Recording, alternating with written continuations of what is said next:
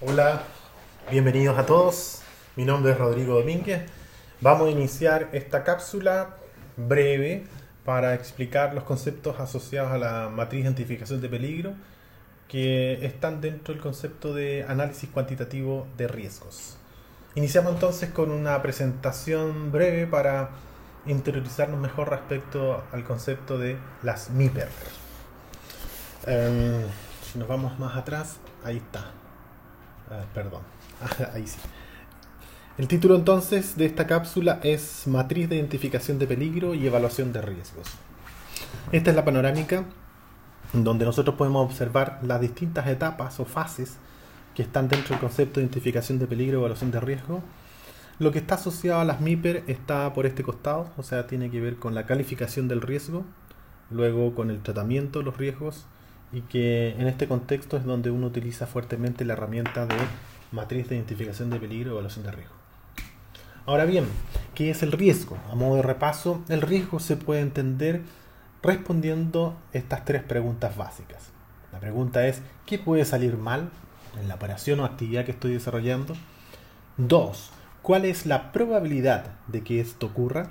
Ahí estamos viendo, al menos ya visualizando por dónde va el concepto de riesgo. Y la última, la tercera, ¿cuáles son las consecuencias? En términos generales, entonces, el riesgo se puede estimar en función de la consecuencia y la probabilidad. Esos dos juntos nos permiten determinar una magnitud del riesgo, una estimación del riesgo. Luego, la forma de medir es compleja. Si bien es cierto, el concepto de magnitud del riesgo, valor esperado de la pérdida, se resume en multiplicar una probabilidad por consecuencia, no es sencillo establecer la probabilidad o la consecuencia si es que no se tiene la experiencia o si no se tiene disponible un equipo que esté especializado en el análisis de riesgos. Los invito a preguntarse cuál de estas dos mesas, entendiendo esta como la mesa izquierda, esta como la mesa derecha, es más larga. ¿Cuál de estas dos mesas será más larga? Lo que habitualmente responde el auditorio es que la mesa izquierda, por supuesto, se ve más larga que la derecha.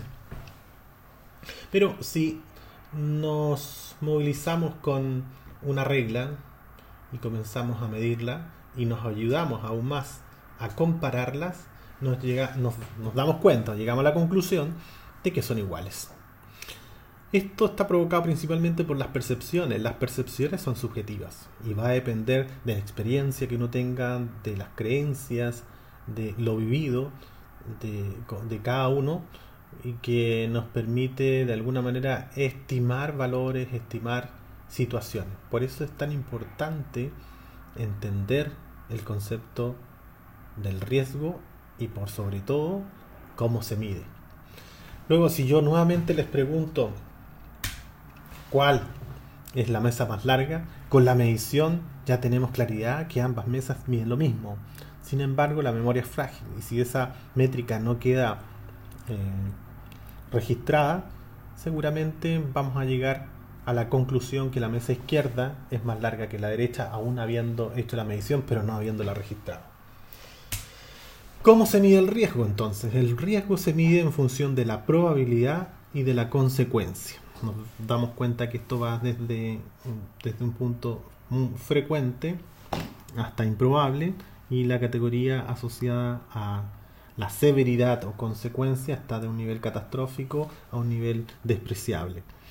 Nótese que se le asignan categorías 1, 2, 3, 4, y en el caso de los niveles de frecuente a improbable va de la letra A a la E. De esta manera nos permite generar una combinación, por ejemplo el 1A. El 1A es la combinación catastrófica porque está asociando lo catastrófico con lo altamente frecuente y está en una zona muy compleja. Y a diferencia del triple 1 o 3 zona con la E, es una zona en realidad bastante de poco daño y poco frecuente. Por eso es que asignar recursos ahí no es tan eficiente como asignarlos en las zonas críticas. Llegamos a la conclusión además entonces que el poder medir un riesgo nos va a permitir jerarquizar todo lo que tiene que ver con las acciones correctivas.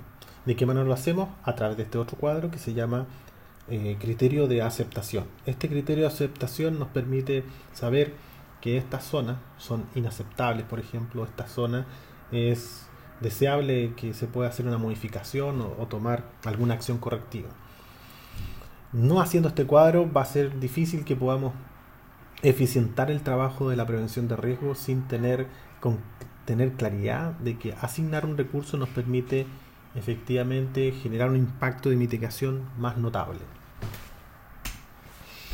En términos muy generales, ¿cuál es el trabajo previo para hacer una MIPE? Nótese que esto que estamos viendo acá, que va a quedar y va a estar disponible, no solamente es para MIPE, sirve para toda técnica de identificación de peligro. Se espera que se disponga un equipo, porque si se dieron cuenta, nos podemos tener el problemita de la mesa, que por falta de experiencia uno diga, bueno, la izquierda es claro que es más larga. Bueno, es que el equipo está ahí justamente para hacer mediciones, para hacer contraste y nos permite llegar a buenas conclusiones. Entonces, 2 a 6 personas con experiencia, con conocimiento sobre el sistema, ojalá un secretario para reportar el resultado. Se debe definir el alcance, los límites, descripción del sistema, identificar dónde hay energías, materiales peligrosos, entre otros. Con esto todo se puede levantar la información y se puede hacer una MIPER, entendiendo que las MIPER son dinámicas y que se tienen que ir modificando en función de los cambios. Aquí tenemos una matriz típica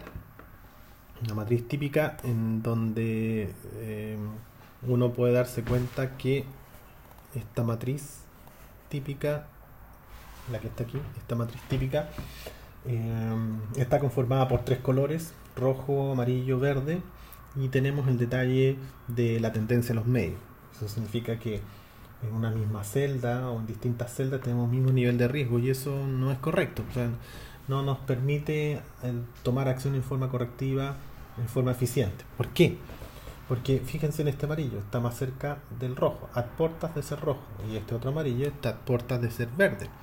Entonces, ¿qué ocurre? Que yo voy a asignar la misma cantidad de recursos para este que está en esta condición cercano al rojo, y a este le voy a asignar la misma cantidad de recursos cercano al verde. Entonces, uno esperaría que en la medida que esté más cerca al rojo, le asigne más recursos para evitar que salte al rojo. Por eso es que esa condición no es deseable y hay que esperar que se pueda resolver. Para eso algunos han agregado un color azul que permite marcar diferencia o discernir mejor la asignación de recursos. ¿Dónde partieron las matrices? Las matrices partieron en la Fuerza Aérea de Estados Unidos. Sin embargo, aún en 2019 hay muy poca publicación respecto a cómo se diseña. Este paso es clave porque nos permite usar en forma más eficiente las matrices sabiendo cómo fueron diseñadas. Todas estas publicaciones yo las puse en la parte de abajo, la referencia, incluso ustedes las pueden googlear y pueden llegar fácilmente a obtener la fuente de esa información.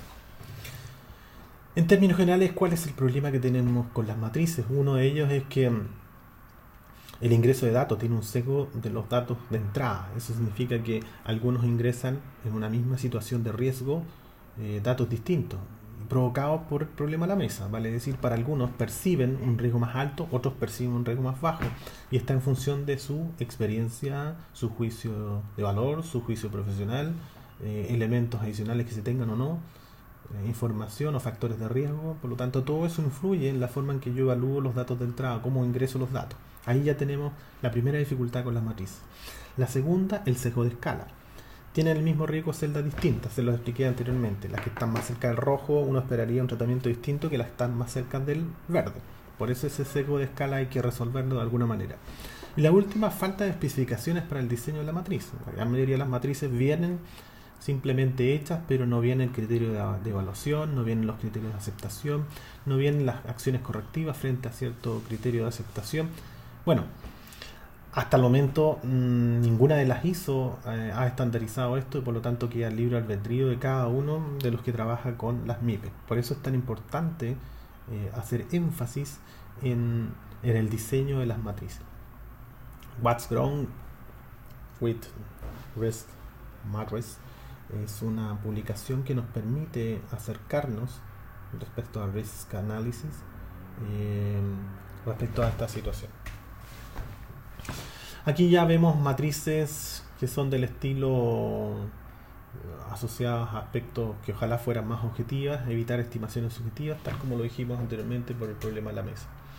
¿Dónde será más conveniente asignar recursos? Esto va a depender del presupuesto asignado. Si tengo un presupuesto, por ejemplo, de 20, será más conveniente la DC, porque mitiga un riesgo de 25.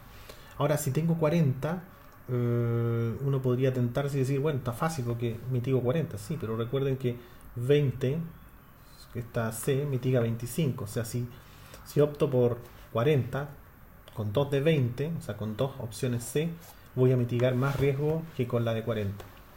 Entonces, en ese caso, convendría más la C. Entonces, todo va a depender del tipo de presupuesto que se tenga para enfrentar el riesgo.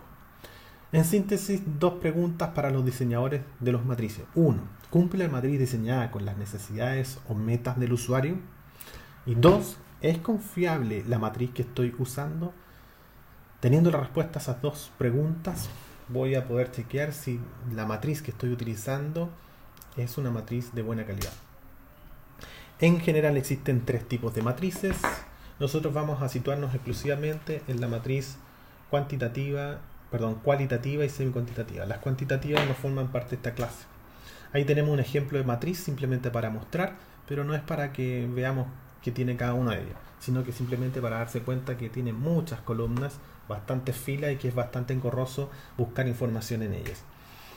Este es el mapa de riesgo que nos permite resumir, sintetizar todo lo que tenemos acá y nos permite darnos cuenta inmediatamente dónde asignar recursos, porque si se dan cuenta, los que están con círculos grandes es aquellos que tienen una alta probabilidad y una alta consecuencia, frente a otros que tienen baja probabilidad y baja consecuencia.